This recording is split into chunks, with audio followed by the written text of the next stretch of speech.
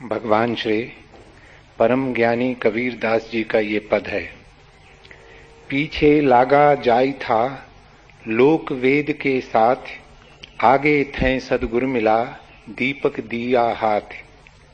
भगति भजन हरि नाम है दूजा दुख अपार, मनसा वाचा कर्मना कबीर सुमिरन सार। मेरा मन सुमरे राम को, मेरा मन राम ही आए, अब मन राम ही हुए रहा शीस नवाबों काहे। सब रग तंत रवाव तन, विरह बजावे नित्य, और न कोई सुन सके कै साईं कै चित्त। इस तन का दीवा करों बाती मेलूं जीव, लोही सींचों तेल जूं कब मुख देखों पीव। भगवान हमें इसका अभिप्राय समझाने की अनुकंपा करें।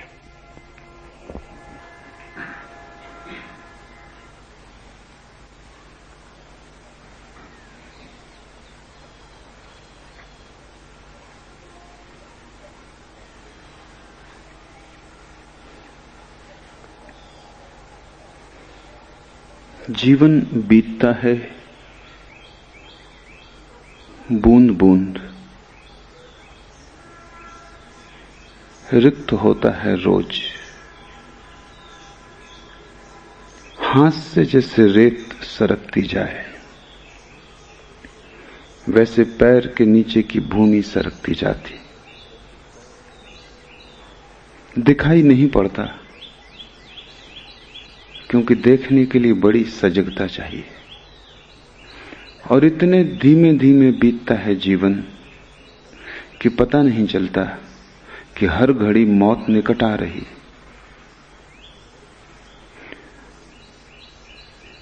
जब भी कोई मरता है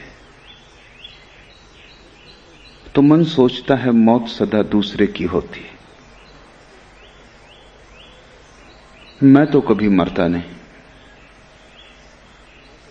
कोई और मरता है, पड़ोसी मरता है। लेकिन हर मौत तुम्हारी मौत की खबर लाती। जो पड़ोसी को हुआ वही तुम्हें भी हो जाने वाला है।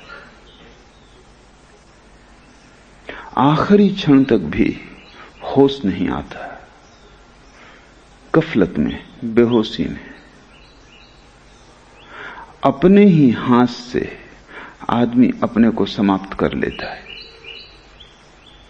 और जो भी तुम कर रहे हो उसका कोई भी आत्यंतिक मूल्य नहीं है। कितना ही धन कमाओ, कितनी ही पद प्रतिष्ठा मिले, मौत सभी कुछ साफ कर देती। मौत सब मिटा देती। तुम्हारे बनाए सब घर ताश के पत्तों के घर सिद्ध होते हैं, और तुम्हारे द्वारा तैराई गई सभी नावें कागज की नावें सिद्ध होती। सब डूब जाता है। जिसे ये होश आना शुरू हो गया कि मौत है, उसी के जीवन में धर्म की किरण उतरती। मौत का स्मरण धर्म की प्राथमिक भूमिका है। अगर मृत्यु न होती तो संसार में धर्म भी न होता। मृत्यु है इसलिए धर्म की संभावना है। और जब तक तुम मृत्यु को झुठलाओगे तब तक तुम्हारे जीवन में धर्म की किरण न उतरेगी। मृत्यु को ठीक से समझो, क्योंकि उसके आधार पर ही जीवन में क्रांति होगी। तुम्हें अगर पता चल जाए आज सांझ ही मर जाना है, तो क्या तुम सोचते हो तुम्हारे दिन का व्यवहार वही रहेगा जो इस पता न चलने पर रहता? क्या तुम उसी भांति दुकान जाओगे, उसी भांति ग्राहकों का शोषण करोगे? क्या उसी भांति व्यवहार करोगे जैसा कल किया था? क्या पैसे पर तुम्हारी पकड़ वैसी ही होगी जैसे एक क्षण पहले तक थी? क्या मन में वासना उठेगी, काम जगेगा, सुंदर स्त्रियां आकर्षित करेंगी, राह से गुजरती कार मोहित करेगी, किसी का भवन देखकर ईर्ष्या होगी? नहीं, सब बदल जाएगा। अगर मौत पता चल जाए कि आज ही सांझ हो जाने वाली, तुम्हारे जीवन का सारा अर्थ, तुम्हारे जीवन का सारा प्रयोजन, तुम्हारे जीवन का सारा ढंग और शैली बदल जाएगी। मौत का जरा सा भी स्मरण तुम्हें वही न रहने देगा जो तुम हो, और तुम जो हो बिल्कुल गलत हो, क्योंकि सिवाय दुख के और तुम्हारे होने से कुछ भी फल नहीं आता। फल लगते हैं निश्चित, केवल दुख के लगते हैं। फल लगते हैं निश्चित, तुम्हारी आशाओं के अनुकूल नहीं, न तुम्हारे स्वप्नों के अनुसार।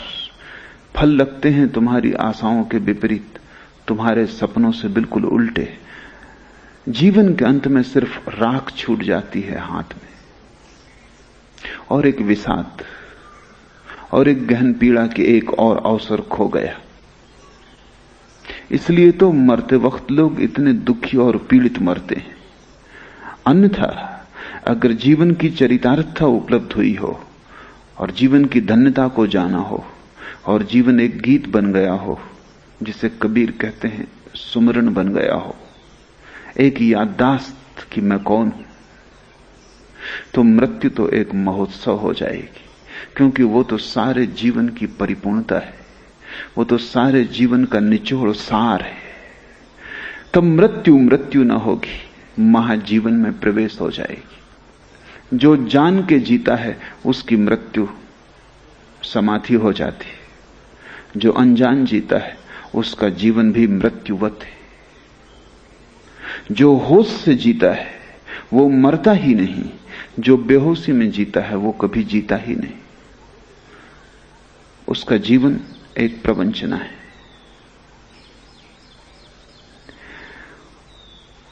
और स्वभावतः जिनके बीच तुम पैदा हुए हो वे ऐसे ही मुर्दे हैं, और उनके पीछे ही तुम चल रहे हो। कबीर कहते हैं, पीछे लागा जाई था लोक वेद के साथ।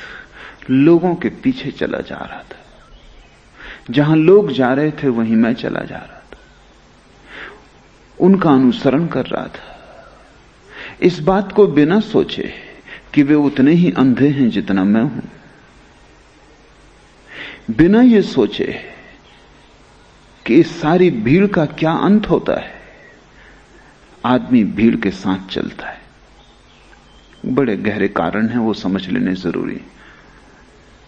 समाज व्यक्ति का शत्रु है।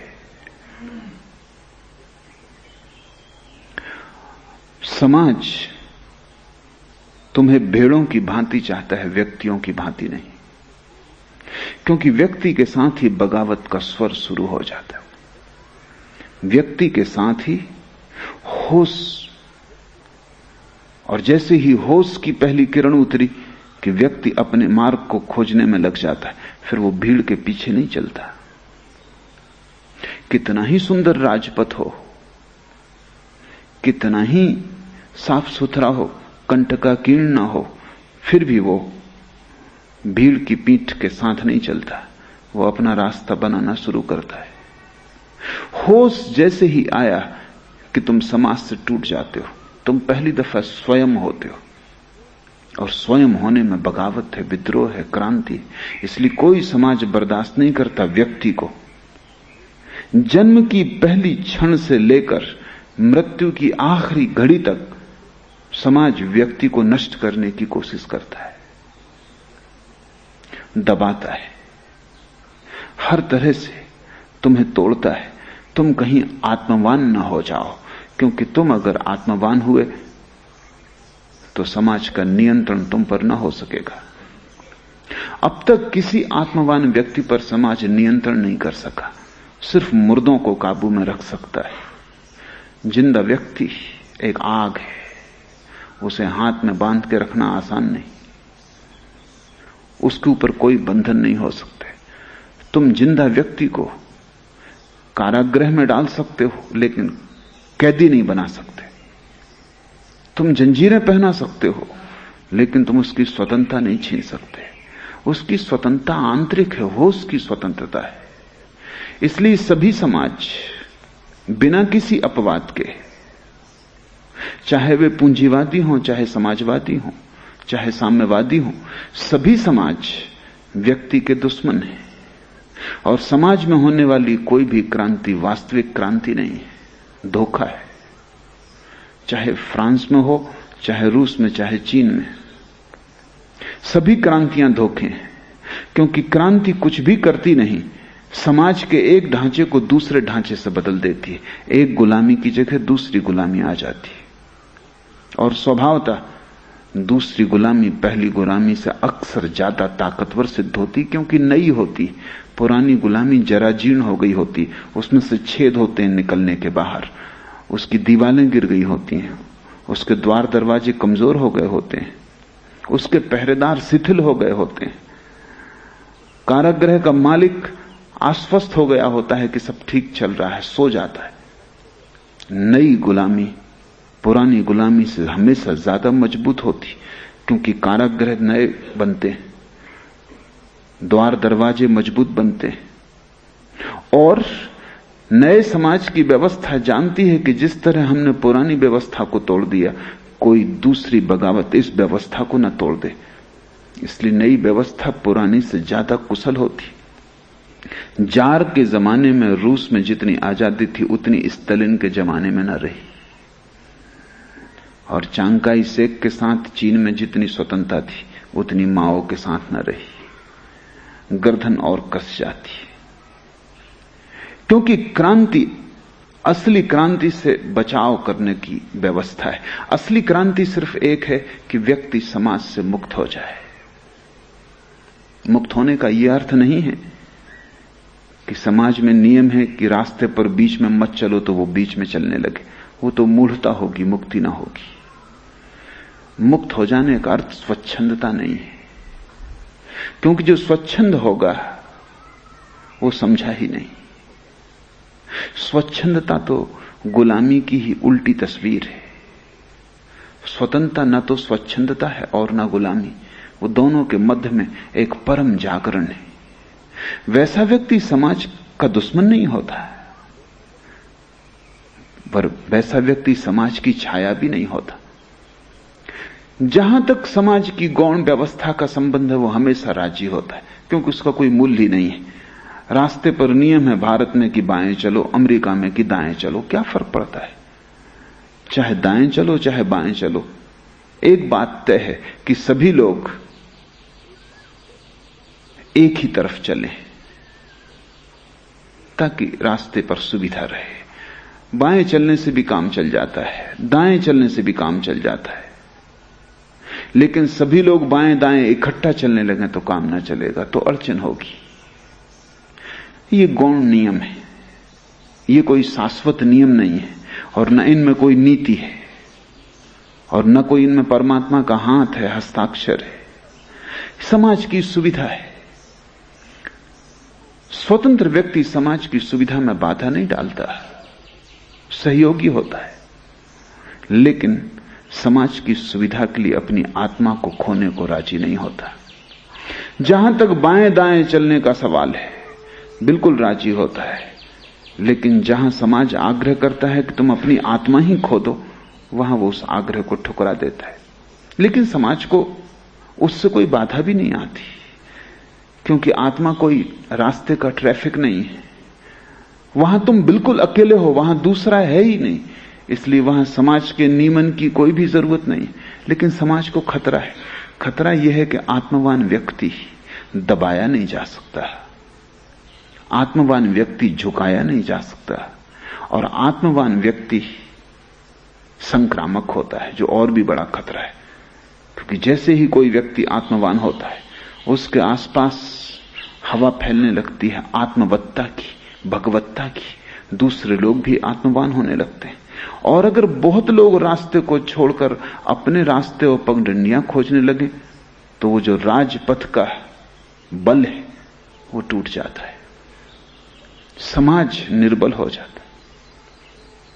क्योंकि आत्मवान व्यक्ति मौलिक रूप से अराजक होता है, स्वच्छंद नहीं, लेकिन वो कोई शासन पसंद नहीं करता। इसलिए तो कबीर कहते हैं कि जब अब मैं हरि ही हो गया तो किसके सामने सिर झुकाना। आत्मवान व्यक्ति एक दिन पाता है कि वो स्वयं परमात्मा है। अब कैसे सिर झुकाना, कहां झुकाना, क्यों झुकाना? इसलिए नहीं कि वो कोई अहंकारी है, नहीं। आत्मवान तो होता ही तब है जब अहंकार खो जाता है। नहीं, लेकिन अब कुछ बचा ही नहीं जहां सिर झुकाना। सिर झुकाने वाला भी नहीं बचा, सिर भी नहीं बचा, सब खो ही गया है। तो न तो राज्य पसंद करता है आत्मवान व्यक्ति को, न तुम्हारे तथाकथित धर्म पसंद करते हैं आत्मवान व्यक्ति को, क्योंकि मंदिर मस्जिद वो छोड़ देगा। कहां सिर पटकना? आदमी की बनाई हुई मूर्तियों के सामने सिर पटकने से होगा भी क्या? वो गुलामी के जाल हैं जो समाज ने सब तरफ फैला रखे हैं। कारागृह भी उसी का कारागृह है, और जिसे तुम मंदिर कहते हो वो भी उसी का कारागृह है। जिसको तुम पुलिस का आदमी कहते हो वो भी समाज का नौकर है, और जिसको तुम पुजारी पुरोहित कहते हो वो भी समाज का उतना ही नौकर। वो दोनों ही पुलिस वाले हैं। एक तुम्हारे शरीर के ऊपर नियंत्रण रखता है, दूसरा तुम्हारी आत्मा पर नियंत्रण रखता है। तुम छूट ना जाओ। और जैसा मैंने कहा, जन्म के पहले क्षण से समाज का हस्तक्षेप शुरू हो जाता है तुम्हें मारने का। बच्चा पैदा नहीं हुआ कि समाज मौजूद है। जैसे ही बच्चा पैदा होता है, नवीनतम खोजें कहती हैं विज्ञान की कि जैसे ही बच्चा पैदा होता है, सारी दुनिया में दाइयां, डॉक्टर, नर्सेस बच्चे की नाल को तत्क्षण काट देते हैं। और नवीनतम विज्ञान की शोधें कहती हैं कि बच्चे की नाल को तत्क्षण काटना सदा के लिए उसे कमजोर बना देना है। सदा के लिए वो कभी बलवान ना हो सकेगा, और सदा उसकी ऊर्जा क्षीण प्रवाह की होगी। उसके पीछे कारण है। मां के पेट में बच्चा श्वास खुद नहीं लेता, नाभि से जुड़े नाल से मां ही उसके लिए श्वास लेती है। मां की श्वास पर ही बच्चा जीता है। बच्चे का हृदय धड़कता है, लेकिन बच्चा स्वयं श्वास नहीं लेता। श्वास, ऑक्सीजन, वायु, प्राण नाभि से भीतर जाते हैं। वो बच्चे की व्यवस्था है मां के पेट में कि वो मां का एक अंग है, मां का अंग होकर जीता है। जैसे ही बच्चा मां के पेट के बाहर आया, एकदम से श्वास नहीं ले सकता, क्योंकि नए यंत्र को चलने में थोड़ा वक्त लगेगा। भीतर एक बड़ी रूपांतरण घटेगा। अभी तक नाभि से सांस ली थी, अब नाक से सांस लेगा। एक नई व्यवस्था शुरू होगी। इसमें कोई 5 मिनट 7 मिनट लगते हैं, लेकिन हम बच्चे की नाल तत्क्षण काट देते हैं, जबकि बच्चा मां से अभी नाल के द्वारा सांस ले ही रहा था। 5-7 मिनट में रूपांतरण हो जाएगा, बच्चा सांस लेने लगेगा, उसका हृदय फड़कने लगेगा। तब तुम नाल को काटना, क्योंकि अब बच्चा स्वयं अपनी ऊर्जा को पाने लगा। ज्यादा देर नहीं लगती, 5-7 मिनट का ही मामला है, लेकिन धैर्य नहीं है समाज को। बड़े से बड़े अस्पताल में कुशल से कुशल डॉक्टर के नीचे भी वही हो रहा है जो गैर कुशल दाई गांव में कर रही, बेपढ़ी लिखी दाई गांव में कर रही। उनके काटने के ढंग बदल गए हैं। दाई बेहुदे ढंग से काटती है, उसके पास उतने कुशल औजार नहीं। डॉक्टर बड़ी कुशलता से काटता है, उसके पास सुविधा संपन्नता है, सारे कुशल औजार हैं, लेकिन दोनों एक ही काम कर रहे हैं। जैसे ही तुम नाल काट देते हो, सारे बच्चे का जीवन तंत्र कपकपा जाता है, हड़बड़ा जाता है, और इसलिए बच्चा रो उठता है, चीखता है, क्योंकि एक नई सांस की व्यवस्था उसको लेनी पड़ती। घबराहट से सांस लेता है, और पहली सांस जिसने घबराहट से, भय से, कंपन से ली हो, उसके जीवन भर भय और कंपन प्रविष्ट हो जाएगा, क्योंकि श्वास जीवन है। भय पहली ही श्वास से जुड़ गया। अब पूरे जीवन ये भयभीत आदमी होगा। 5 मिनट रुका जा सकता है। 5 मिनट के बाद अपने आप नाभि से जुड़ा हुआ नाल और उसका कंपन बंद हो जाता है। 5 मिनट तक कंपन जारी रहता है, क्योंकि धड़कन जारी रहती, श्वास जारी रहती। 5 मिनट में नाल अपने आप बंद हो जाती है, प्रकृति के द्वारा ही उसका कंपन बंद हो जाता है, उसकी गर्मी और ऊर्जा खो जाती है। यंत्र बदल गया। अब तुम काट सकते हो, अब तुम मुर्दा चीज को काट रहे हो। 5 मिनट पहले तुम जिंदा चीज को काट रहे थे और तुमने बच्चे को पहला धक्का दे दिया। और बच्चा बहुत कोमल है, अति कोमल है। 9 महीने मां के पेट में उसने कोई कष्ट नहीं जाना, कोई पीड़ा नहीं जानी, किसी तरह का दुख नहीं जाना। एकदम स्वर्ग से, अदन के बगीचे से बाहर आ रहा है और तुमने उसे पहला धक्का दे दिया। मनोवैज्ञानिक कहते हैं ये जो धक्का है ये सारी दुनिया को कमजोर बनाए हुए है। डॉक्टर को जल्दी है, शायद वो कहेगा कि 25 और बच्चे होने वाले। हड़बड़ाहट है, बेचैनी, उसका खुद मन तना हुआ है और उसे पता नहीं वो क्या कर रहा है। अब तो ये अचेतन का हिस्सा हो गया कि बच्चा पैदा हुआ, नाल काट दी। जन्म की पहली घड़ी से भय समाविष्ट हो गया। अब तुम्हें कोई भी डरा सकेगा, अब तुम्हें कोई भी चीज डरा सकेगी। पुलिस का डंडा डरा सकेगा, पुरोहित की आवाज डरा सकेगी कि नर्क चले जाओगे। अब तुम्हें कोई भी प्रलोभित कर लेगा, क्योंकि प्रलोभन भय का ही दूसरा रूप है। और ये चलती है समाज की व्यवस्था अंतिम क्षण तक, आखिरी दम तक। तुम जीना चाहो तो भी तुम स्वतंत्र नहीं, हस्तक्षेप। तुम मरना चाहो तो भी हस्तक्षेप, मरने की स्वतंत्रता नहीं। यूरोप और अमेरिका में जहां चिकित्सा ने बहुत विकास कर लिया, लाखों लोग अस्पतालों में पड़े जो मरना चाहते हैं, जो सरकारों को आवेदन करते हैं कि हम मरना चाहते हैं। कोई 100 साल के करीब पहुंच गया है, जीवन जी लिया गया। जो जानना था जान लिया, जो भटकना था भटक लिया, जो देखना था देख लिया। अब ना कुछ देखने को बचा, ना जानने को, ना अब कोई जीने में रस रह गया। लेकिन डॉक्टरों को आज्ञा नहीं है किसी को मरने में सहायता देने की। न केवल यही, बल्कि डॉक्टरों को आज्ञा है कि जब तक बन सके आदमी को जिंदा रखने की कोशिश करें। तो लोग टंगे हैं अस्पतालों में, टांगें बंधी हैं, हाथ बंधे हैं, ऑक्सीजन की नली लगी है, ग्लूकोज दिया जा रहा है। न उन्हें ठीक से होश है, न जीवन जैसी कोई चीज बची है। वो मरना चाहते हैं क्योंकि ये पीड़ा है अब, लेकिन मरने की किसी दुनिया के कानून में आज्ञा नहीं है। मरने की भी तुम्हें आजादी नहीं है। तो पश्चिम में एक नया आंदोलन चल रहा है, आत्म मरण की स्वतंत्रता का आंदोलन। अथनासिया उसको वो कहते हैं कि जो लोग मरना चाहते हैं दुनिया में, कोई उन्हें रोकने के किसी को हक नहीं, होना भी नहीं चाहिए। जिंदगी मेरी है, मैं मरना चाहता हूं, मरने की आज्ञा नहीं। अगर अपने को मारने की कोशिश में पकड़े गए तो सरकार तुम्हें मार डालेगी, मगर तुम्हें आजादी नहीं। ये बहुत मजे की बात है।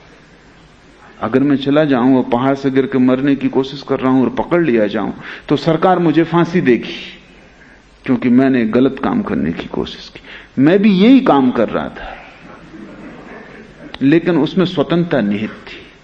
वो आज्ञा तुम्हें नहीं है। वो सरकार करे तो ठीक है, तुम करो तो नहीं। क्योंकि अगर मरने की तुम्हें आजादी हो जाए तो तुम जल्दी ही जीने की आजादी भी मांगोगे। वो संयुक्त है, दोनों आजादियां तुम्हें दी नहीं जा सकती। पैदा हुआ बच्चा की समाज की पूरी चेष्टा है कि वो समाज का अनुकरण करे, अनुसरण करे, पीछे चले, हमेशा आगे देख ले कि कोई पीठ है या नहीं। अगर कोई पीठ ना हो तो ठिठक के खड़ा हो जाए, खतरा है, गलत रास्ते पे जा रहा हूं। जब तक आगे पीठ दिखाई पड़ती रहे तभी तक रास्ता ठीक है। ये कबीर के वचन बड़े अनूठे हैं। कबीर कहते हैं, पीछे लागा जाई था लोक वेद के साथ। समाज यानी लोक और वेद यानी शास्त्र, दो के पीछे चला जा रहा था। पीठ भर दिखाई पड़ रही थी।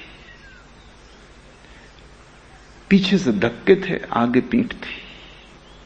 एक भीड़ चली जा रही, बड़ी भीड़ है, कोई 4 अरब आदमी जमीन पर, भारी भयंकर प्रवाह चल रहा है। तुम्हारी छोटी सी लहर की किसको चिंता है? भयंकर तूफान है, बड़ी लहरें उठ रही हैं और भागी जा रही, तुम भी पीछे लगे चले जा रहे हो। सोचते हो कि जब तक पीठ दिखाई पड़ती है सब ठीक ही होगा। मैंने सुना है कि मुल्ला नसरुद्दीन एक रात ज्यादा पी के मधुशाला से निकला। ठीक ठीक दिखाई नहीं पड़ रहा था कहां जाए। बामुश्किल तो मधुशाला के नौकरों ने उसे अपनी कार तक पहुंचाया। बामुश्किल आधा घंटे मेहनत करके किसी तरह उसने चाबी कार में लगाई। फिर किसी तरह गाड़ी को पुरानी आदतवश चला भी लिया, लेकिन तब सवाल उठा कि जाना कहां है, घर कहां है, ये गांव कौन सा है। बड़े दार्शनिक सवाल उठने लगे। तब एक ही उपाय था कि किसी के पीछे हो लो। और तो कोई उपाय नहीं। जाना कहां है, आ कहां से रहे हैं, कौन है, कहां घर है, यही तो चिंता है सारे मनुष्यों की। सीधा सुगम उपाय है किसी के पीछे हो लो। एक कार के पीछे हो लिया। प्रसन्न था, अब सब ठीक है, कहीं जा रहे हैं। और न केवल धीमी गति से जा रहे हैं, बड़ी तेज गति से जा रहे हैं। चित्त प्रसन्न था। और क्या चाहिए? गति चाहिए। जरूर पहुंच जाएंगे क्योंकि इतनी तेज गति से जा रहे हैं। और जो होना था वो हुआ।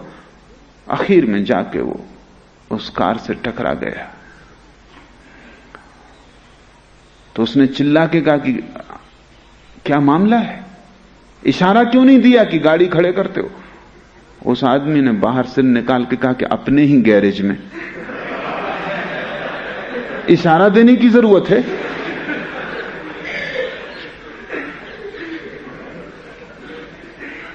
पीछे लगा जाई था लोक वेद के साथ। वही गति तुम्हारी है, किसी के पीछे लगे जा रहे हो। पीछे इसलिए नहीं लगे हो कि जो जिसके पीछे लगे हो वो जानता है। पीछे सिर्फ इसलिए लगे हो कि तुम नहीं जानते हो कि कहां जाना है। और जब तुम नहीं जानते हो तो तुम किसी के भी पीछे लगो, कैसे पहुंच जाओगे।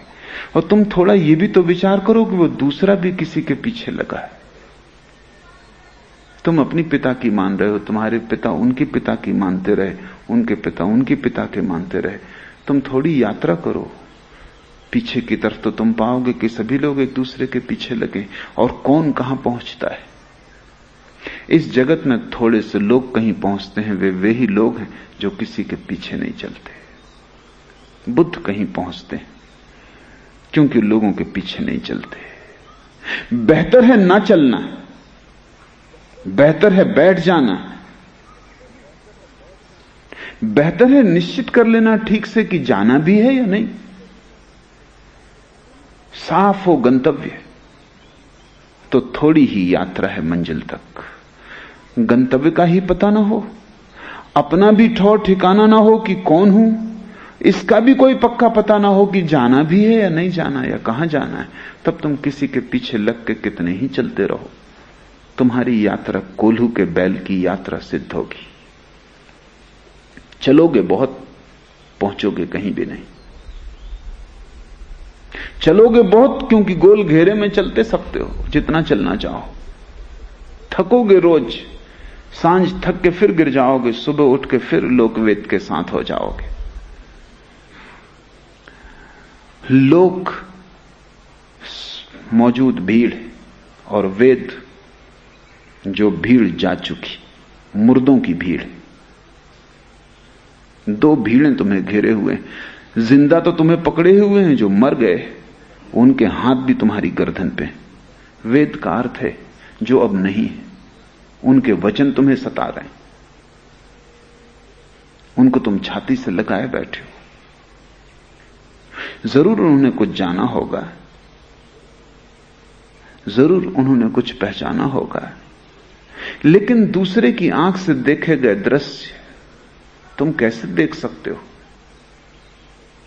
और दूसरे ने जो भोजन किया उससे तुम्हारी भूख की तृप्ति ना होगी।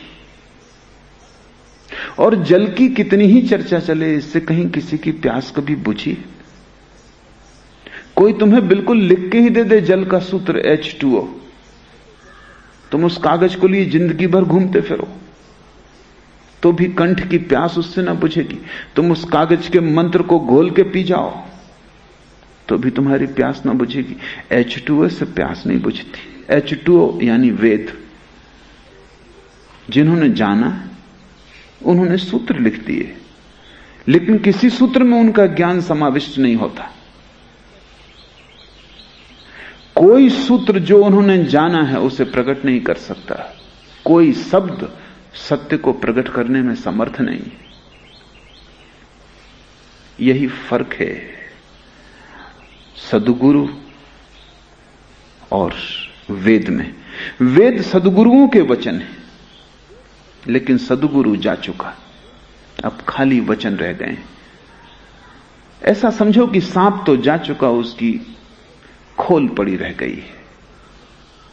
ऐसा समझो कि बुद्ध तो जा चुके, उनके चरण चिन्ह रेत पर बने रह गए, तुम उन चरण चिन्हों पर सिर रखे पड़े हो।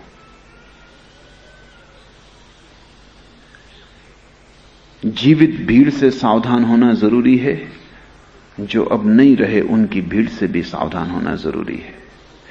वस्तुतः जो नहीं रहे उनकी पकड़ और भी गहरी है, क्योंकि वे तुम्हें दिखाई भी नहीं पड़ते। उनसे तुम बचना भी चाहो तो कहां जाओ? वो बाहर नहीं है, वो तुम्हारे भीतर। हिंदू पैदा होते से ही वेद की पूजा में लग जाता है। मुसलमान पैदा होती से कुरान कोई रटन में लग जाता है। जैन पैदा होते से महावीर को कंठस्थ कर लेता है। अब ये जो लकीरें छूट गई हैं जमीन पर, ये तुम्हारी आत्मा पर खिंच जाती हैं।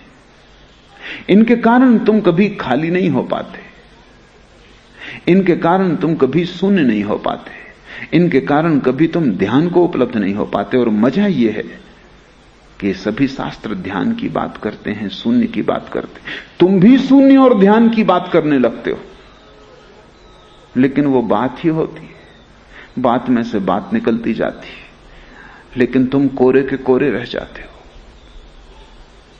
तुम्हारा जीवन तो तभी समृद्ध होगा जब तुम्हारा वेद तुम्हारे भीतर पैदा हो जाए, वो उधार ना हो।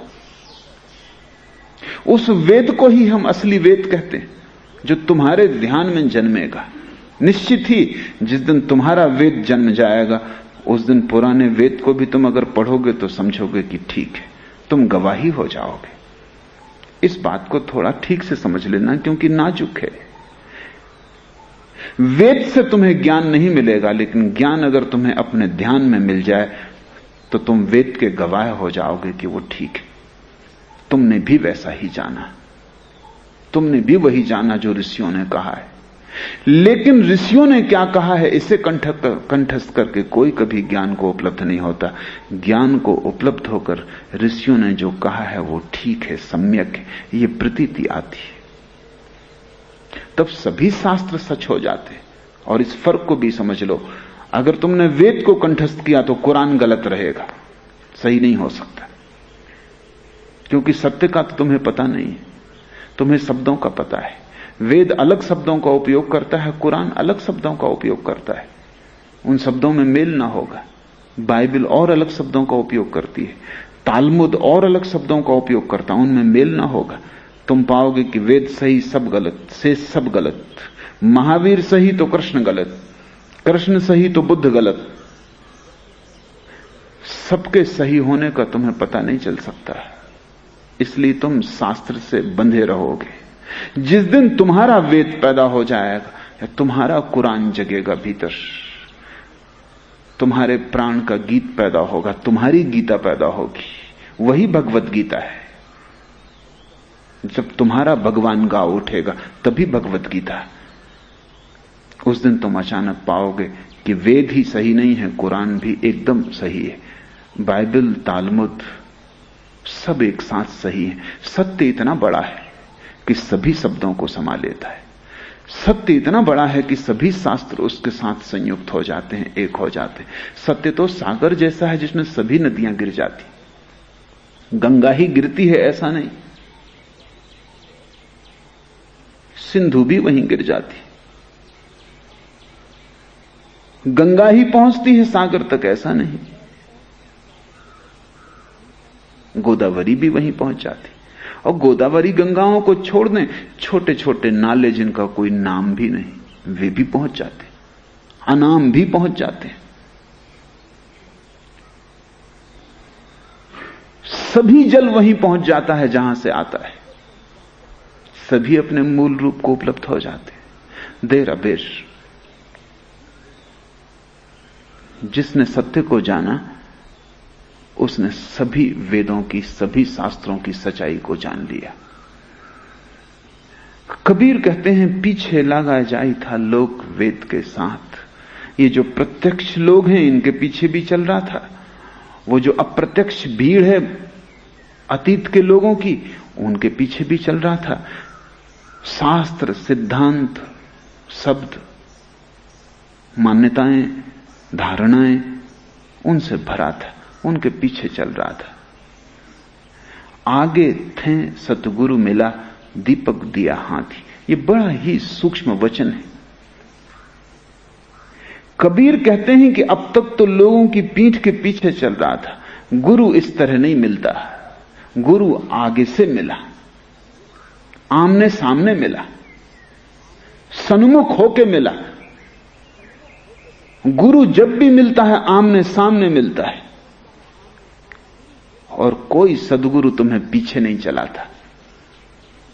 अगर कोई सदगुरु पीछे चलाता हो तुम्हें तो समझ लेना कि वो सदगुरु नहीं, वो फिर लोक वेद ही है। सदगुरु तो आगे से मिलता है। सूफियों में बड़ी प्रसिद्ध कहानी है। एक सूफी फकीर हज की यात्रा पर गया, बूढ़ा फकीर था, तो शिष्यों ने सोचा कि उसके लिए एक गधा ले आना ठीक है। उन इलाकों में लोग गधे से यात्रा करते, तो वे गधा ले आए, लेकिन बड़े चकित हुए क्योंकि फकीर जब उस पर बैठा तो वो उल्टा बैठा, गधे की सिर की तरफ उसने पीठ कर ली और पूंछ की तरफ मुंह कर लिया। शिष्य कुछ कह न सके, क्या कहें।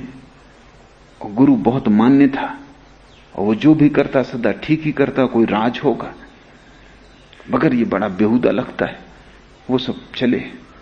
जैसे ही गांव में प्रविष्ट हुए लोग हंसने लगे, भीड़ लग गई, आवारा बच्चे पत्थर कंकड़ फेंकने लगे, लोग बाहर निकल आए घरों के, बड़ा तमाशा होने लगा। आखिर शिष्यों को भी बड़ी बेचैनी लगने लगी, वो भी नीचे देख के चल रहे हैं कि जिस गुरु के साथ हम जा रहे हैं वो गधे पे उल्टा बैठा। बदनामी तो हमारी भी हो रही है, उनकी तो हो ही रही है, मगर हम भी तो इनके पीछे चल रहे हैं तो लोग हम पे भी हंस रहे हैं। लोग उनसे भी कहने लगे कि किसके पीछे जा रहे हो, दिमाग खराब हो गया, ये हज की यात्रा हो रही, बहुत यात्राएं देखी, ये तुम्हारा गुरु गधे पे उल्टा क्यों बैठा है। आखिर उन्होंने कहा कि सुनिए, अपने गुरु को इस बात को आप साफ ही कर दें, राज जरूर होगा मगर हम बड़े मुश्किल में पड़ गए। गुरु ने कहा ऐसा है कि अगर मैं गधे पर सीधा बैठूं तो मेरी पीठ तुम्हारी तरफ होगी, और कभी किसी गुरु की पीठ अपने शिष्य की तरफ नहीं हुई। अगर तुम मेरे पीछे चलो, मैं गधे पर सीधा बैठूं तो मेरी पीठ तुम्हारी तरफ होगी। यह भी हो सकता है क्योंकि मैंने सभी विकल्प सोच लिए। तुम आगे चलो, मैं गधे पे पीछे बैठ के सीधा चलूं तो तुम्हारी पीठ मेरी तरफ होगी। जब गुरु की पीठ भी क्षमा योग्य नहीं है कि शिष्य की तरफ हो, तो शिष्य की पीठ गुरु की तरफ हो, ये तो बहुत अक्षम्य अपराध हो जाए। तो यही एक सुगम उपाय है कि मैं गधे पर उल्टा बैठूं, तुम मेरे पीछे चलो, आमने सामने हम रहें। ये कहानी बड़ी प्रीतिकर है, बड़ी रहस्यपूर्ण है। कबीर कहते हैं आगे थे सतगुरु मिला। गुरु सदा आगे से मिलता है, गुरु सदा तुम्हारे आमने सामने मिलता है। वो तुम्हारी आंखों में आंखें डाल के देखेगा, वो तुम्हारे हृदय से हृदय की बातें कहेगा, वो तुम्हारे सन्मुख होगा, वो तुम्हें अपने सन्मुख करेगा। ये मिलन सीधा सीधा है, आमने सामने है, ये साक्षात्कार है। तो गुरु किसी को अनुकरण नहीं करवाता। वो ये नहीं कहता कि तुम मेरे जैसे हो जाओ, तुम हो भी नहीं सकते। तुम्हारे होने की कोशिश में ही तुम भटक जाओगे। कोई किसी जैसा नहीं हो सकता। परमात्मा एक जैसे दो व्यक्ति बनाता ही नहीं। उसका सृजन अनंत है। वो रोज नए नए ढंग खोज लेता है।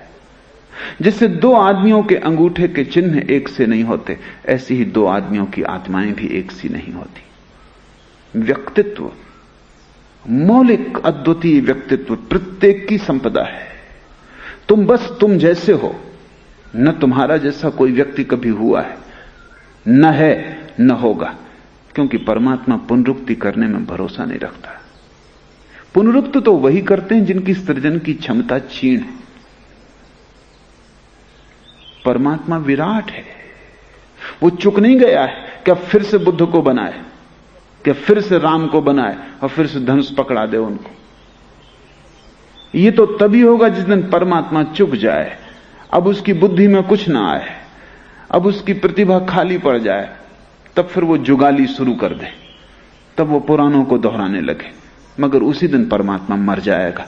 उसके जीवित होने का अर्थ उसके सृजन का जीवित होना है। मैंने सुना है कि एक मित्र ने, पिकासो के एक मित्र ने उसका एक चित्र खरीदा। पिकासो के चित्र लाखों में बिकते थे। उसने कोई 5 लाख रुपए में वो चित्र खरीदा। महंगा चित्र था। खरीदने के पहले पक्का कर लेना जरूरी था कि वो पिकासो का मौलिक चित्र है या किसी की नकल है या किसी और ने बनाया है। संदेह उसे नहीं था। संदेह इसलिए नहीं था कि जब ये चित्र पिकासो बना रहा था तब वो पिकासो से मिलने गया था और उसे पक्की तरह याद है कि वही चित्र है। पिकासो को बनाते देखा है, लेकिन फिर भी कौन जाने स्मृति धोखा देती हो, किसी और आदमी ने ठीक प्रतिलिपि बनाई हो, तो वो पिकासो से पूछ लेना अच्छा है। उसने जाके पिकासो से कहा कि ये चित्र मैं खरीद रहा हूं, 5 लाख रुपए का मामला है, खरीद लूं? ये चित्र ऑथेंटिक है, प्रमाणिक है, तुम्हारा ही बनाया हुआ है, किसी की प्रतिलिपि तो नहीं है? पिकासो ने चित्र देखा और कहा कि नहीं, ये प्रमाणिक नहीं है, चक्कर में मत पड़ जाना।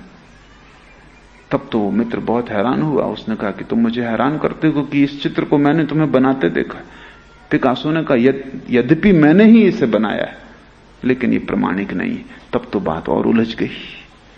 मित्र ने कहा प्रमाणिक का फिर अर्थ क्या होता है? पिकासो ने कहा प्रमाणिक का अर्थ होता है मौलिक। ये मेरे ही एक पुराने चित्र की प्रतिलिपि मैंने ही की है, इसलिए प्रमाणिक है एक अर्थ में कि मैंने ही बनाई है, लेकिन नई नहीं है। इसलिए इसके साथ मैं अपना नाम नहीं जोड़ना चाहता। यह भी हो सकता है कि पिकासो का बनाया हुआ चित्र भी मौलिक ना हो, क्योंकि पिकासो आखिर सीमित है, आदमी है, रोज नए चित्र नहीं बना सकता है। लेकिन पुनरुक्ति पिकासो खुद करे या कोई दूसरा आदमी करे, इससे क्या फर्क पड़ता है? पुनरुक्ति पुनरुक्ति है। परमात्मा जीवित है, क्योंकि अभी वो चुक नहीं गया। उसने दोबारा राम नहीं बनाए, उसने दोबारा कृष्ण नहीं बनाए, उसने दोबारा बुद्ध महावीर नहीं बनाए, उसने दोबारा कुछ बनाया ही नहीं। वो रोज नए बनाता है। ये नित्य नूतन, चिर पुरातन जीवन का जो सृजन है, उसमें तुम किसी और जैसे होने को पैदा नहीं हुए हो। भूल के भी उस रास्ते पर मत जाना। तुम स्वयं होने को पैदा हुए हो। गुरु तुम्हें अपना अनुकरण नहीं करवाता, गुरु तुम्हें साथ देता है, सहयोग देता है, ताकि तुम स्वयं हो जाओ। यही सद्गुरु और असद्गुरु का लक्षण है। सद्गुरु का अर्थ है वो तुम्हें सहारा देगा कि तुम ही हो जाओ। तुम जो होने को पैदा हुए हो वो हो जाओ, तुम्हारी नियति पूरी हो जाए। वो तुम्हें बनाएगा नहीं, सहारा देगा। वो तुम पर आरोपित नहीं करेगा, तुम्हारे भीतर जो छिपा है उसके आविर्भाव में सहयोगी होगा। वो सब भांति तुम्हें साथ देगा, लेकिन किसी भी भांति तुम पर आरोपण नहीं करेगा। और जिस दिन तुम अपनी प्रतिभा में खिलोगे, अनूठे, उस दिन वो प्रसन्न होगा। अगर तुम एक प्रतिलिपि हो गए, एक कार्बन कॉपी हो गए, तो जितना दुखी सद्गुरु होता उतना कोई दुखी नहीं होता। वो चूक गया, तुमने फिर मूर्खता कर ली, तुम फिर लोक वेद के साथ चल पड़े। आगे थे सतगुरु मिला, गुरु सदा आगे से मिलता है। दीपक दिया हाथ और गुरु ने प्रकाश दिया। ये भी बड़ी सूक्ष्म बात है। एक अंधा आदमी आए मेरे पास और कहे कि मुझे गांव का नक्शा समझा दे। मैं अंधा आदमी हूं, गली, रास्ते, यहां आश्रम तक आने का मार्ग सब मुझे समझा दें, ताकि मैं भटकू ना, भूलू ना। कितना ही समझा दें।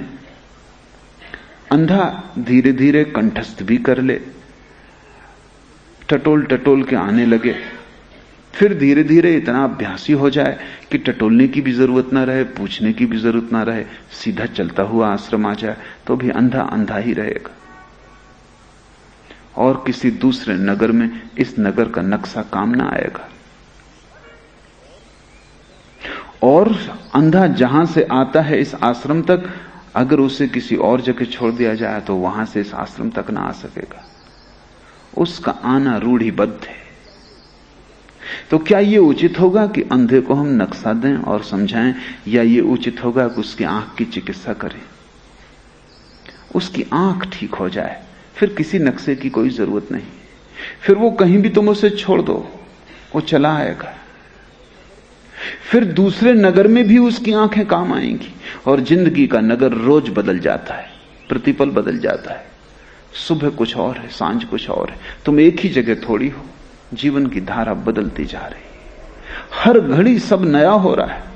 नदी बहती चली जाती है, एक ही नदी में दोबारा उतरने का कोई उपाय नहीं है। तो आंख ही काम आ सकती है जिंदगी में। जो असद गुरु है वो तुम्हें सिद्धांत देता है, जो सदगुरु है वो तुम्हें दीपक देता है। सदगुरु तुम्हें प्रकाश देता है ताकि तुम जहां भी रहो देख लो। असदगुरु तुम्हें सिद्धांत देता है। अंधे की लकड़ी की भांति हैं वे सिद्धांत, ताकि तुम टटोल के अपना रास्ता खोज लो। लेकिन लकड़ी और आंख का क्या मुकाबला। शास्त्र से तुम्हें अंधे की लकड़ी मिलती ताकि तुम थोड़ा टटोल के रास्ता खोज लो। मुसीबत आए तो तुम शास्त्र में देख लो कि क्या करना है। सदगुरु आंख देता है, दिया देता है, भीतर की रोशनी देता है, तुम्हें जगाता है, जागरण देता है, विवेक देता है, होश देता है। सिद्धांत नहीं देता, क्योंकि होश के लिए किसी सिद्धांत की कोई जरूरत नहीं है। तुम मुझसे पूछो कि क्या करें और क्या ना करें, मैं तुम्हें कुछ ना बताऊंगा, क्योंकि क्या करें क्या ना करें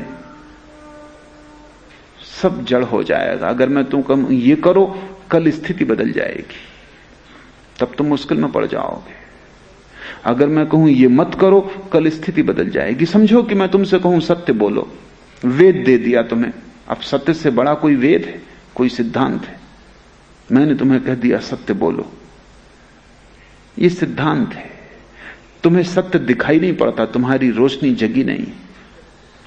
तुम सत्य भी गलत जगह बोल दोगे, जहां नहीं बोलना था वहां बोल दोगे, और जहां बोलना था वहां ना बोलोगे। तुम सत्य का भी वही उपयोग कर लोगे जो अंधेपन में किया जा सकता है। भला मैंने लकड़ी दी थी कि टटोल के तुम रास्ता खोज लेना, तुम किसी का सिर खोल दोगे लकड़ी से, वो भी किया जा सकता है, लकड़ी वही है। तुम ऐसी जगह सत्य बोलोगे जहां सत्य किसी का प्राण घातक हो जाए, और तुम कहोगे कि सिद्धांत मेरे साथ है। अगर किसी का प्राण जाता हो और तुम्हारे झूठ बोलने से बच जाता हो तो होश वाला आदमी झूठ बोलेगा, बेहोश आदमी सच बोलेगा। तुम्हारे सत्य का क्या इतना मूल्य है? अकड़ ही है ये भी अहंकार की कि मैं तो सत्यवादी रहूंगा चाहे किसी की जान जाती हो। दूसरे के जीवन का मूल्य बहुत ज्यादा है, और अगर छोटे से झूठ बोलने से किसी का जीवन बचता हो तो मैं तुमसे कहता हूं कि बुद्ध झूठ बोलेंगे और जीवन बचा लेंगे। तुम सच बोलोगे और उसकी हत्या के जिम्मेवार हो जाओगे। झूठ और सच मूल्यवान नहीं, बोध मूल्यवान है। क्या करना क्या न करना यह मूल्यवान नहीं है, क्या होना, तुम्हारे भीतर की चेतना कैसी हो वही मूल्यवान है। वो चेतना अगर सम्यक है तो तुम झूठ भी बोलोगे तो सत्य से कीमती होगा। वो चेतना अगर अंधकार में बेहोश है, मुर्दा है, सोई हुई है, अंधी है, तो तुम सत्य भी बोलोगे तो झूठ से बदतर होगा। झूठ और सच का सवाल नहीं, तुम्हारे जागृत होने का सवाल है। और जिंदगी जटिल है। आज जो सच है कल झूठ हो जाता है। अभी जो कहा वो क्षण भर बाद मौजूद न रह जाए। सब बदलता जाता है। जिंदगी सीधा सीधा रास्ता नहीं है, बड़ी पहेली है। इसलिए अगर तुम होश में हो तो ही पहेली के बाहर आ सकोगे। अगर तुम बेहोश हो तो कितने ही सिद्धांत तुम्हारे पास हों, सिद्धांत तुम्हारे पैरों में जंजीरें बन जाएंगे, तुम्हारे प्राणों के लिए पंख न बन सकेंगे। इसलिए कबीर कहते हैं दीपक दिया हाथी। नहीं बताया कि क्या करो और क्या ना करो, नहीं कहा कि ये जप करो, ये तप करो, नहीं कहा कि ये क्रिया करो, यज्ञ करो, कि मंदिर जाओ, कि मस्जिद जाओ, नहीं कहा कि व्रत उपवास करो। दीपक दिया हाथ, सिर्फ ध्यान का दिया दिया, समाधि की रोशनी थी और गुरु सामने से मिला। सामने से दिया जा सकता है दिया, क्योंकि आंख जब आंख में मिले, प्राण जब प्राण में मिले, जब बुझा दिया जले दिए के करीब आए, आमने सामने आए, बुझी बाती जली बाती के इतने निकट आ जाए कि एक छलांग लगे ज्योति की और बुझा दिया जल जाए। आगे थे सतगुरु मिला दीपक दिया हाथी, भगति भजन हरि नाम है, दूजा दुख अपार। उस प्रकाश में जाना, ये गुरु ने नहीं कहा कि भगत भजन हरि नाम है, नहीं। गुरु ने तो सिर्फ रोशनी दी, गुरु ने तो हिलाया और नींद तोड़ दी, गुरु ने तो जगाया कि सुबह हो गया, कब तक सोए रहोगे, उठो। बात खत्म हो गई। गुरु ने थोड़े पानी के छींटे मार दिए आंख पर कि चाय की एक प्याली लाके पिला दी, उठो जाग जाओ, सुबह हो गई, बहुत सो लिए, जन्मों जन्मों सो लिए, खोलो आंख, सूरज निकला है। उस खुली आंख में दिखाई पड़ा भगति भजन हरि नाम है, दूजा दुख अपार। सिर्फ परमात्मा का स्मरण,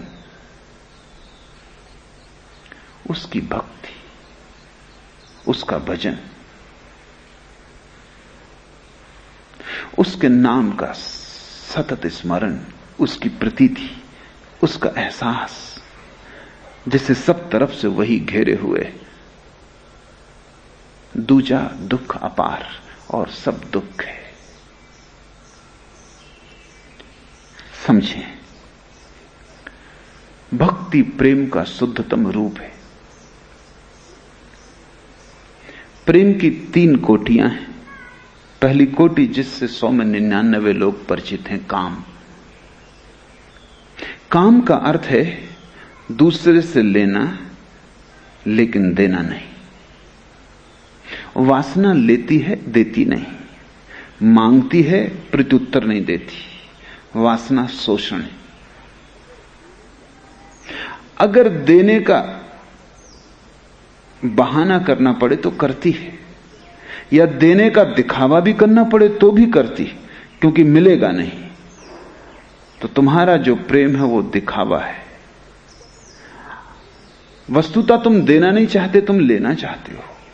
मेरे पास लोग आते हैं, वो कहते हैं हमें कोई प्रेम नहीं करता। मैं उनसे पूछता हूं कि ये सवाल ही नहीं है कि तुम्हें कोई प्रेम नहीं करता, सवाल ये कि तुम किसी को प्रेम करते हो।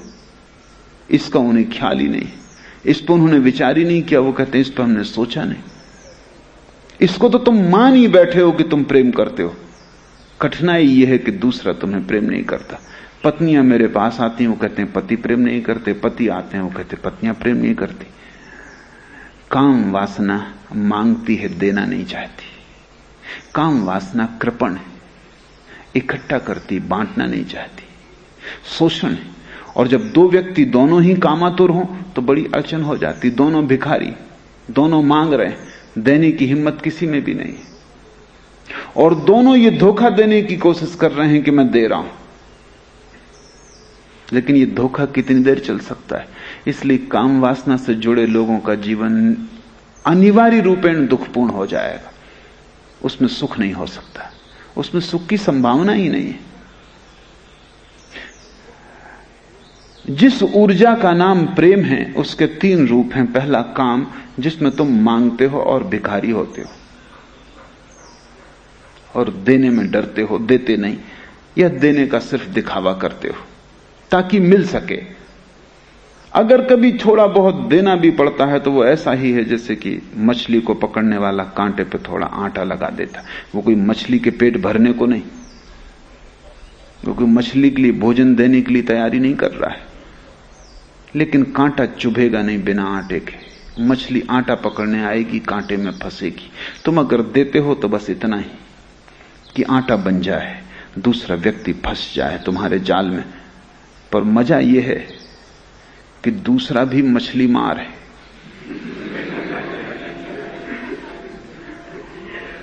उसने भी आटा कांटे पे लगा रखा है, और जब दोनों के कांटे फंस जाते हैं दोनों के मुंह में, उसको तुम विवाह कहते हो।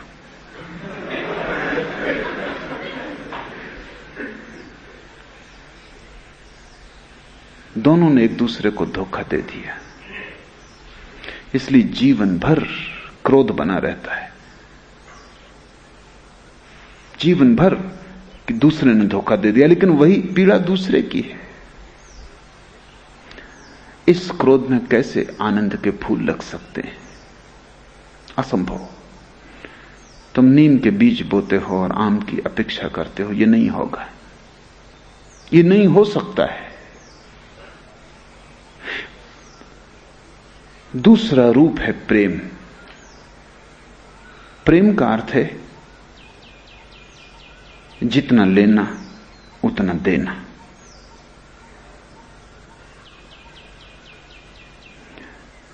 वो सीधा साफ सुथरा सौदा है। काम शोषण है, प्रेम शोषण नहीं है। वो जितना लेता है उतना देता है, हिसाब साफ है।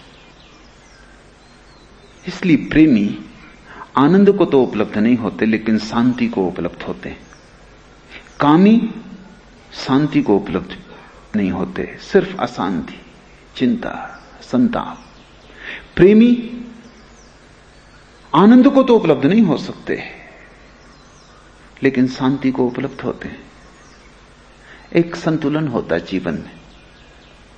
जितना लिया उतना दिया, जितना दिया उतना पा लिया। हिसाब किताब साफ होता है। प्रेमियों के बीच में कलह नहीं होती, एक गहरी मित्रता होती, सब साफ है, लेना देना बाकी नहीं है। क्रोध भी नहीं है, क्योंकि जितना दिया उतना पाया। कुछ विषाद भी नहीं है, न कुछ लेने को है न कुछ देने को है। हिसाब किताब साफ है। प्रेमी साफ सुथरे होते हैं। ऐसी घटना अक्सर मित्रों के बीच घटती है।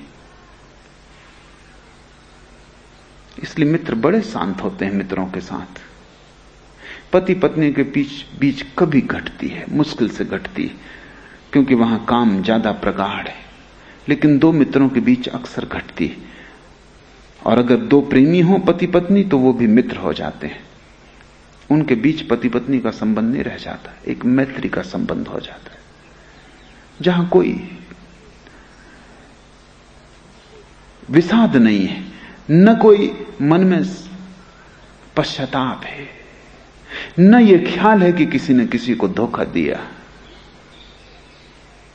प्रेम का तीसरा रूप है भक्ति, जिसमें सिर्फ भक्त देता है, लेने की बात ही नहीं करता। काम से ठीक उल्टी है भक्ति, और काम और भक्ति के बीच में है प्रेम।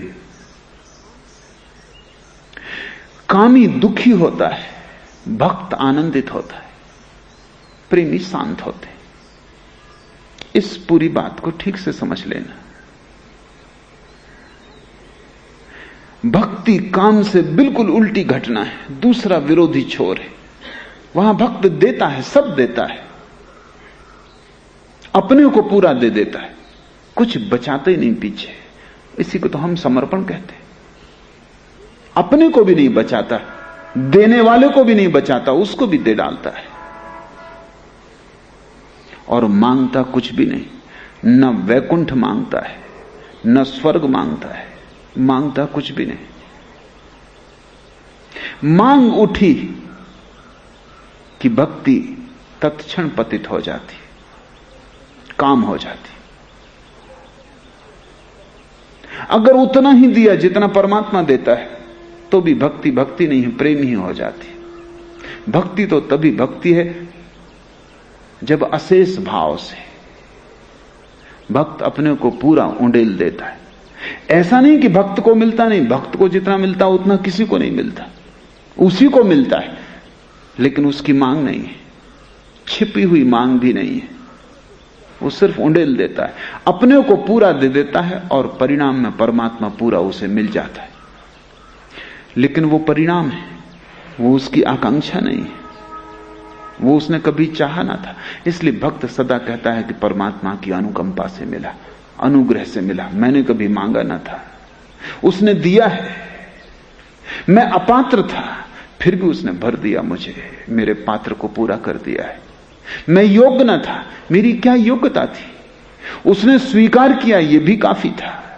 वह इंकार कर देता तो भी मैं कहां अपील करने जाता, कोई अपील न थी, क्योंकि मेरी कोई योग्यता ही न थी। भक्त अपने को दे देता है समग्र भाव से, परिपूर्ण भाव से, और जितना अपने को दे देता है उतना ही परिपूर्ण परमात्मा उस पर बरस उठता है, बहुत पा लेता है, अनंत पा लेता है, सब पा लेता है जो इस अस्तित्व में पाने योग्य है, जो भी सुंदर है, सत्य है, शिवम है, सब उसे मिल जाता है। वो इस अस्तित्व का शिखर हो जाता है। भगति भजन हरि नाम है, और भजन है भक्त के अनुग्रह की अभिव्यक्ति। भजन का अर्थ नहीं है कि तुम राम राम राम राम कर रहे हो, क्योंकि राम राम राम राम तुम कर सकते हो किसी वासना से, तुम करते हो वासना से, तब तुमने परमात्मा से भी काम का ही, वासना का ही संबंध बनाने की कोशिश की। तुम कुछ मांग रहे हो, तुम हिसाब रखते हो कि 1,00,000 दफे नाम लिया। एक घर में मैं मेहमान था, उस घर का मालिक निश्चित पागल रहा होगा, उसने सारे घर को कापियों से भर रखा है, राम राम राम राम, सालों से वो लिख रहा है, इतने करोड़ नाम लिख चुका है, उसका हिसाब रखता है, नाम कितने करोड़ लिख चुका है उसकी अकड़ है। वो अगर परमात्मा के सामने जाएगा, अकड़ से खड़ा हो जाएगा कि क्या इरादे हैं, इतने करोड़ नाम लिखे, अब इसका क्या फल है। उसकी आंखों में दिखता है कि वो फल की मांग खड़ी, अन्यथा ये कापियां बच्चों के काम आ जाती, खराब कर दी। स्कूल में बहुत बच्चे हैं जिनके पास कापियां नहीं। उन सज्जन से मैंने कहा कि मत करो खराब, बच्चों को बांट दो। वो नाराज हो गए कि आप नास्तिक हैं, मैं राम राम लिख रहा हूं। नहीं, तुम्हारे राम राम लिखने दोहराने का कोई अर्थ नहीं है। भजन बड़ी गहरी प्रक्रिया है। आगे कबीर समझाएंगे तब तुम्हें समझ में आ जाएगा। और न कोई सुन सके कै साईं के चित्त, दूसरा सुन ले तो भजन ही ना रहा। वो क्या भजन रहा जिसको दूसरे ने सुन लिया? तब तुम दूसरे को सुनाने को कर रहे होगे। या तो तुम्हारी अंतरात्मा जानती है या परमात्मा, वो दो के बीच है। तीसरा उसे सुनता ही नहीं, सुन ही नहीं सकता। वो इतना सूक्ष्म है, वो एक भाव है। भजन एक भाव है, वो शब्दों की, ध्वनियों की व्यवस्था नहीं है, एक भाव दशा है। भजन अनुग्रह है। तुम ऐसे भरपूर हो कि तुम चलते हो तो तुम्हारे चलने में एक नाच है, तुम्हारे पैर में एक महक, एक गमक है, भरे पूरे चलते हो। जैसे कभी किसी को तुमने चलते देखा हो, कोई प्रेमी को जो किसी के प्रेम में पड़ गया, उसकी चाल बदल जाती। कल तक वैसे इसी दफ्तर जाता था, इसी रास्ते से गुजरता था, यही पैर थे, लेकिन अब जरा बात बदल गई। अब पैरों में कुछ ऊर्जा और है, पैरों में अब कुछ नाच समा गया। घूंगर न बांधे हों, लेकिन कहीं भीतर घूंगर बजते हैं। चलता है, लगता है उड़ता है। जमीन की कशिश का प्रभाव नहीं पड़ता, जैसे कुछ पा लिया है। जरा एक स्त्री मुस्कुरा दी, पहले भी निकलता था यहां से, तब तुम गौर से देखते थे उसके सिर पे तुम्हें सारी फाइलों का ढेर लगा हुआ दिखाई पड़ता। छाती पे पूरा दफ्तर लिए आता जाता था, घसीटता था। आज एक गुनगुनाहट, चाहे ओंठ कब भी ना रहे हो, लेकिन तुम गुनगुनाहट चेहरे पे देख पाओगे। आज आदमी स्नान किया हुआ मालूम पड़ता है।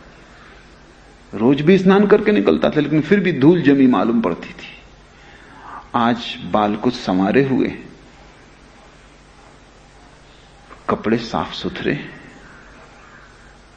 आज कुछ बात हो गई है, आज हृदय कुछ भरा है। जरा सी प्रेम की झलक आई है तो भक्त की तो क्या कहनी बात, जिसको परमात्मा की झलक आ गई हो, जिसने अपने को समर्पित किया हो और उस समर्पण में परमात्मा से भर गया हो, जिसने अपने को मिटाया हो और परमात्मा को पा लिया हो, उसका उठना, उसका बैठना, उसका चलना, उसका बोलना न बोलना, उसका सोना, उसका जागना, सब भजन है। भजन एक अहोभाव है।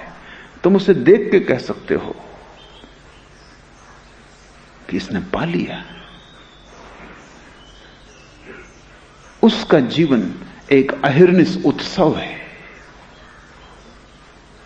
तुम उसकी आंखों में संदेह न पाओगे, तुम उसकी आंखों में छाया न पाओगे विषाद की, दुख की, चिंता की। तुम उसके चेहरे पर अतीत का बोझ न पाओगे, अतीत की स्मृतियां न पाओगे। तुम उसके चेहरे पर भविष्य की कल्पनाओं का जाल न देख सकोगे। नहीं, न अतीत की छाया पड़ती है, न भविष्य की छाया पड़ती। ये क्षण पर्याप्त है, आप्त काम, भरा पूरा, सब मिल गया। चाहा था जितना, उससे बहुत ज्यादा अनंत गुना मिल गया। मांगा था जन्मों जन्मों तक, वो बिन मांगे मिल गया। सदा अपने को बचाने की कोशिश की थी, कुछ हाथ न लगा था, आज सब डुबा दिया और सब हाथ आ गया। भजन भाव दशा है, और न कोई सुन सके कै साईं के चित्त, परमात्मा ही पहचानेगा। या तो भक्त का हृदय जानता है जो गुनगुना रहा है, नाच रहा है। ये पुलक और ये धड़कन और ये पुलक सिर्फ खून के और श्वास के द्वारा फेफड़ों में पैदा नहीं हो रही है। फेफड़ों के भीतर छिपे हुए हृदय में एक आविर्भाव हुआ है, नई अवस्था का जन्म हुआ है। भगति भजन हरिनाम है। दूजा दुख अपार। और अब भक्त जानता है कि और से सब दुख है। अपने को खो देना आनंद है, अपने को बचाना दुख है। काम, सब तरह की काम वासना, चाहे धन की हो, चाहे शरीर की हो, यश की हो, पद की हो, दुख है। अकाम हो जाना। और अकाम तुम कब हो सकोगे? जब तक तुम हो तब तक तुम अकाम ना हो सकोगे। तुम तो खाली पात्र हो, तुम कैसे अकाम हो सकोगे? तुम तो भिखारी हो, कैसे अकाम हो सकोगे? तुम सम्राट के चरणों में अपने को छोड़ दो, छोड़ते ही तुम अकाम हो जाओगे और तुम्हारे जीवन में अहर्निश भजन गूंजने लगेगा। कबीर ने कहा है कि ना तो जाता हूं मंदिर की परिक्रमा करने, उठूं बैठूं सो परिक्रमा। अब कहीं और नहीं जाता, उठना बैठना परिक्रमा है।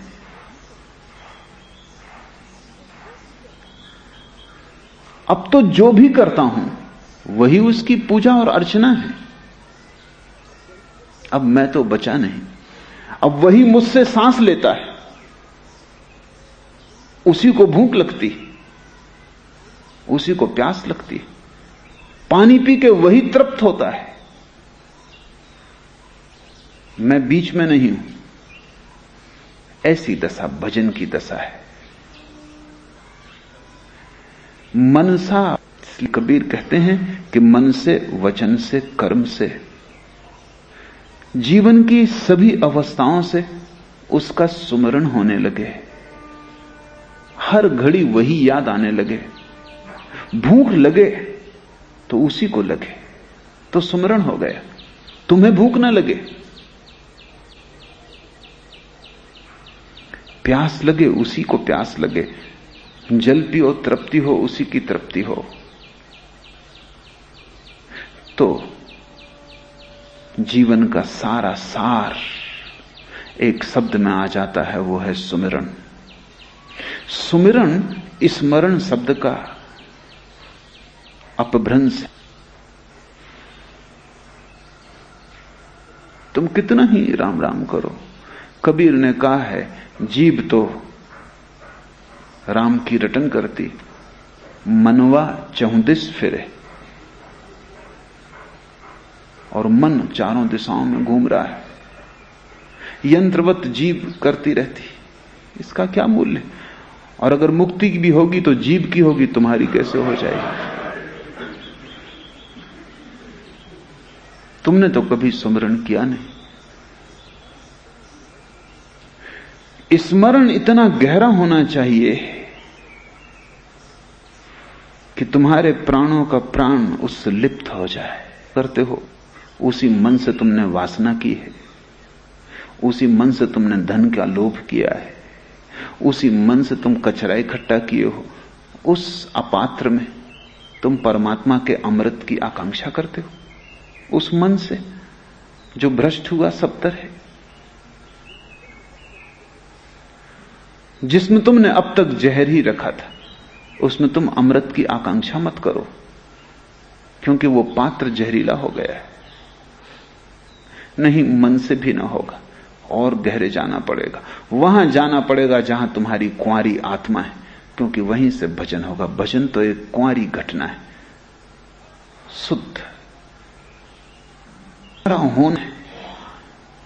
अंतरतम गर्भगृह में, तुम्हारे भीतर के गहरे से गहरे मंदिर में, जहां तुम हो, वैसे जैसे तुम जन्म के पहले थे, वैसे जैसे तुम मृत्यु के बाद हो जाओगे, वहीं भजन उठेगा, वहीं भाव उठेगा। तो भजन एक भाव है, न शब्दों में पकड़ में आएगा, न कृत्यों की पकड़ में आएगा। जीसस ने कहा है कि तुम्हारा बायां हाथ जो करेगा वो तुम्हारे दाएं हाथ को पता न चलेगा। इतनी गहरी घटना है। ऊपर ऊपर होती तो बायां हाथ दाएं हाथ को देख लेता, एक ही पता न चलेगा। चलना नहीं चाहिए। लेकिन तुम तो इतने जोर से करते हो कि पत्नी को क्या पड़ोसियों को पता चल जाए। तुम माइक लगा के करते हो, धर्म का सहज विस्तार कर रहे हो। मोहल्ले भर में धर्म के लिए कोई रोक भी नहीं लगा सकता। आधी रात को भी तुम लाउड स्पीकर लगा के हरे राम का भजन करने लगो तो कोई कुछ नहीं कह सकता, क्योंकि धर्म की तो स्वतंत्रता है। लोगों की नींद हराम कर रहे हो, तुम उन्हें धर्म का दुश्मन बना रहे हो। वो गाली दे रहे हैं तुमको, तुम्हारे हरे राम को, लेकिन अब वो कुछ कर नहीं सकते, क्योंकि धार्मिक कृत्य में बाधा देना ठीक नहीं। नहीं, आकांक्षा यह है कि दूसरे जान लें कि तुम कोई साधारण आदमी नहीं, बड़े भगत, बड़े भजन करने वाले, धार्मिक साधु पुरुष। तुम प्रचार कर रहे हो अपना, अन्यथा राम की खबर तो तुम्हारे हाथ को ना चलेगी। वस्तुतः जब भाव बहुत गहन होगा तो तुम्हारे मन को तक पता नहीं चलेगा कि क्या हो रहा है। लेकिन मनसा वाचा कर्मणा कबीर सुमरण सार, तुम्हारे मन में, तुम्हारे वचन में, तुम्हारे, जिसके पास आंखें हैं वो देख लेगा। अंधों को दिखाई ना पड़ेगा, लेकिन जिसके पास आंखें हैं वो देख लेगा कि तुम्हारा कर्म अब किसी और रस में डूबा है, कोई और रंग पकड़ गया तुम्हारे कर्म को। तुम्हारे वचन में कोई नए इंद्रधनुष का जन्म हुआ है। तुम्हारे होने से एक मिठास फैलती है, एक सुस्वादु गंध तुम्हारे चारों तरफ उठती।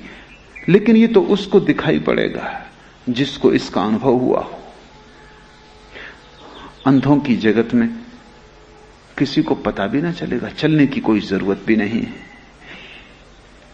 अब मन राम होई रहा, शीस नवावे काई। स्मरण करते करते मैं स्वयं राम हो गया, स्मरण करने वाला भी न रहा।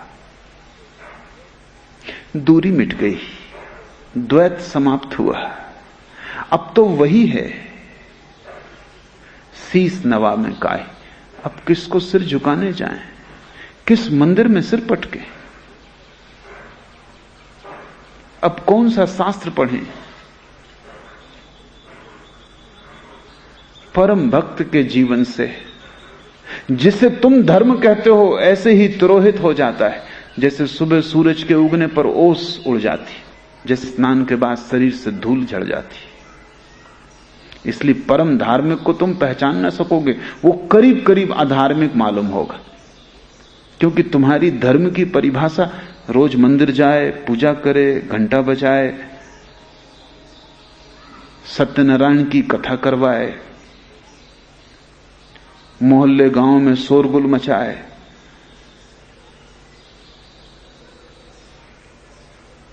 रामलीला करवाए कि रासलीला करवाए। तुम्हारे धर्म की परिभाषा क्रियाकांड की परिभाषा है। धार्मिक व्यक्ति तुम्हें करीब करीब नास्तिक मालूम पड़ेगा। कुछ स्वाभाविक लगता है, क्योंकि इन दोनों व्यक्तियों ने सब क्रियाकांड तोड़ दिया। बुद्ध ने तो एक दफे भी भूल के भगवान का नाम भी नहीं लिया। क्या नाम लेना है? पश्चिम के बहुत बड़े इतिहासविद H.G. वेल्स ने लिखा है, गौतम बुद्ध के संबंध में, कि there has been never such a god like man and so godless. संसार के इतिहास में गौतम बुद्ध जैसा ईश्वर विहीन, ईश्वर जैसा व्यक्ति दूसरा और ईश्वर विहीन होगा। जिसको तुम धर्म कह रहे हो वो पाखंड है, वो धर्म नहीं, वो धोखा है। धोखा तो उसके जीवन में नहीं होगा, इसलिए तुम्हारी परिभाषा में वो धार्मिक मालूम ना होगा।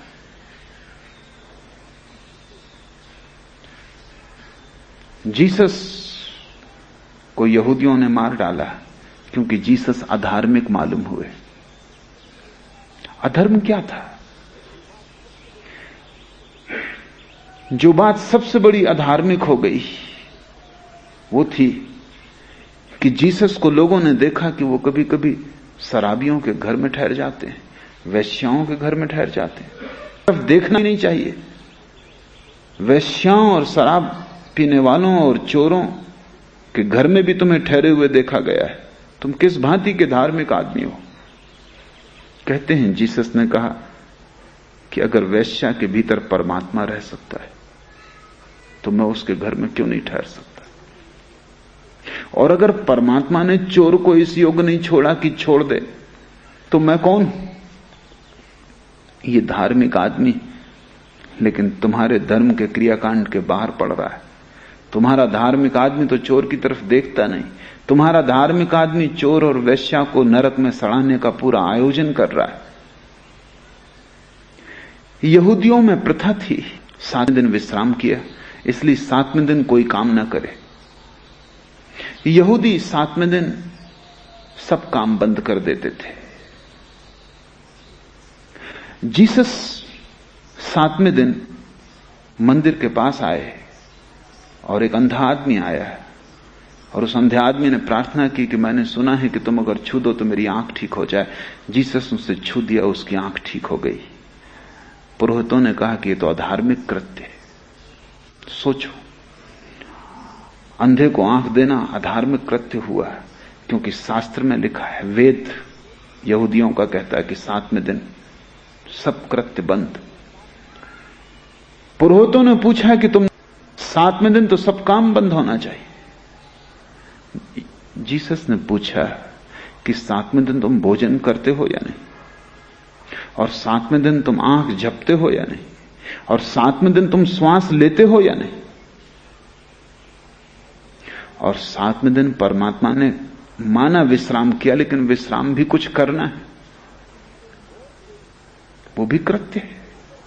और फिर अगर तुम्हारे नियम तोड़ने से एक आदमी की आंख खुल गई हो तो नियम के लिए आदमी है कि आदमी के लिए नियम? मैं तुमसे पूछता हूं, उचित है ये कि यह अंधा आदमी आंख वाला हो जाए, या तुम गारंटी देते हो कि कल हम दोनों रहेंगे, मैं इसकी आंख ठीक करने और ये आंख ठीक करवाने? नहीं, धार्मिक आदमी को बात नहीं जमती, उसका तो हिसाब है, वो अपने हिसाब से जीता है, उसके नियम सख्त हैं। अंधे आदमी है, लकड़ी से टटोलता है, उसके पास प्रकाश नहीं। अब मन रामई हुई रहा शीस नवावे काहे, सब रग तंत खाबतन विरह बजाबे नित, और न कोई सुन सके कै साईं के चित्त। शरीर की सारी रगें वीणा के नित्य एक ही गीत बजता रहता है, परमात्मा के विरह का, और न कोई सुन सके कै साईं के चित्त। और इस विरह के गीत को या तो परमात्मा सुन सकता है, या तो साईं, या स्वयं। प्रार्थना तुम्हारे और तुम्हारे परमात्मा के बीच का संबंध है, समाज से उसका कुछ लेना देना नहीं। पूजा तुम्हारे और तुम्हारे परमात्मा के बीच का अत्यंत गोपनीय संबंध है। जब तुम किसी व्यक्ति के प्रेम में होते हो, किसी स्त्री के प्रेम में, किसी पुरुष, तुम द्वार दरवाजे बंद कर देते हो, तुम प्रकाश तक बुझा देते हो ताकि एकांत पूरा हो जाए, ताकि इस आत्मीयता के क्षण में कोई हस्तक्षेप ना हो, ताकि प्रेमी और प्रेयसी बिल्कुल अकेले रह जाएं। परमात्मा के बीच तो बड़े से बड़े प्रेम का संबंध है, वो तुम्हारे और उसके बीच संबंध है, उससे संसार का कुछ लेना देना नहीं, भीड़ से उसका कोई नाता नहीं, वो अत्यंत गोपनीय है। जहां तुम हो और वो है, और कबीर कहते हैं कि मेरा पूरा खा हो गया, वीणा बन गया। सब रग तंत और रग रग, नाड़ी नाड़ी, रेसा रेसा शरीर का तार बन गए और एक ही धुन बज रही है, अहिर्निश विरह बजावे नित। ये थोड़ा समझने जैसा है। जितना ही व्यक्ति परमात्मा को पा लेता है उतनी ही विरह की वीणा बजने लगती।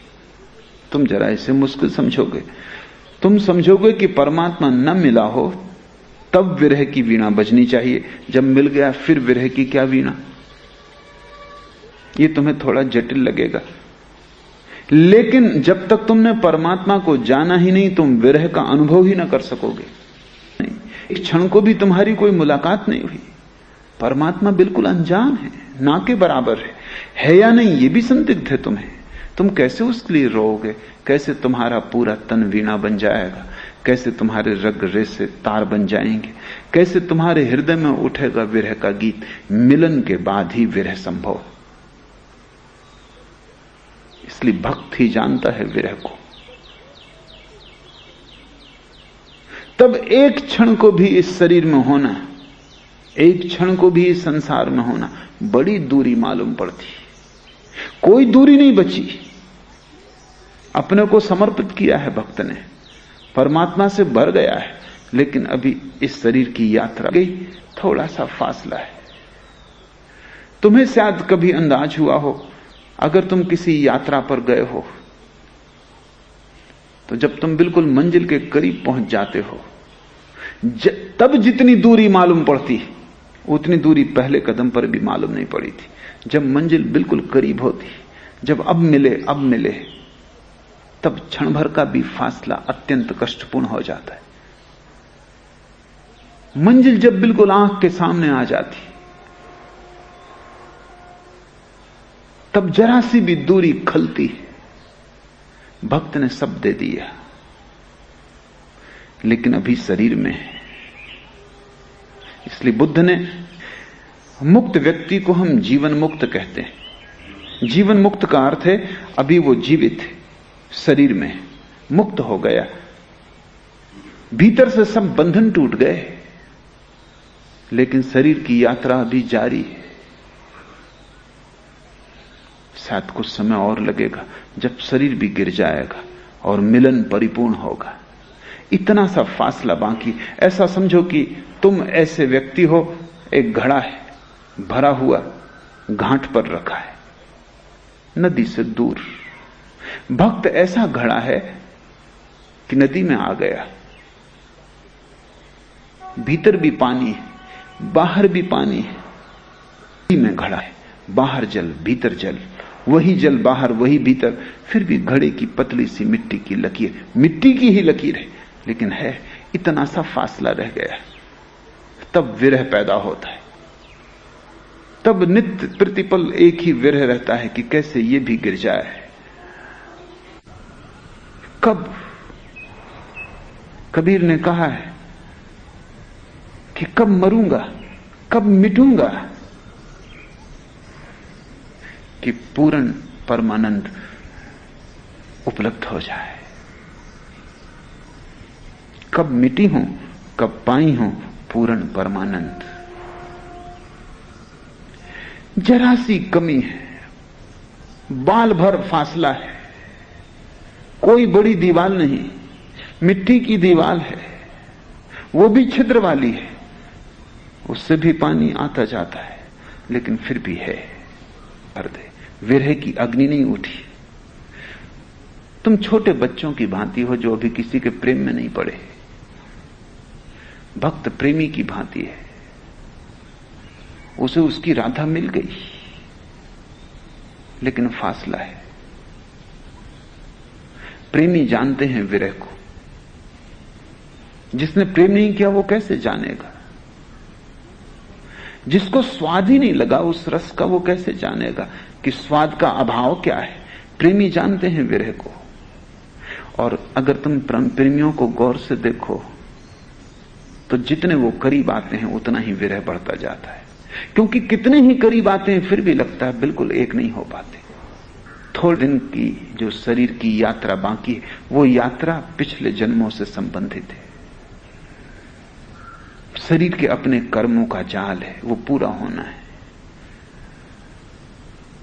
वो पूरा होगा। तो बुद्ध ने कहा है, एक तो निर्वाण है जो जीते व्यक्ति को उपलब्ध होता है, और दूसरा महानिर्वाण है, जब शरीर गिर जाता तब उपलब्ध होता है। जी, हिंदू कहते हैं जीवन मुक्त और मोक्ष, जैन कहते हैं केवल ज्ञान और कैवल्य। ज्ञान तो हो गया, तैयारी पूरी है, बस नाव की प्रतीक्षा है कब आ जाए। अब सब कहें चाय पी रहे हैं, यहां वहां जा रहे हैं, कोई नहीं देख रहा कि गाड़ी आ रही कि नहीं। घंटा बजा, एक लहर दौड़ गई, लोगों ने अपने सामान संभाल लिए, बैग उठा लिए, कपड़े लत्ते ठीक कर लिए, खड़े हो गए, बातचीत बंद हो गई। गाड़ी जैसे जैसे करीब आती, स्टेशन वैसे वैसे आतुर होता जाता है। लोग बिल्कुल तैयार हैं।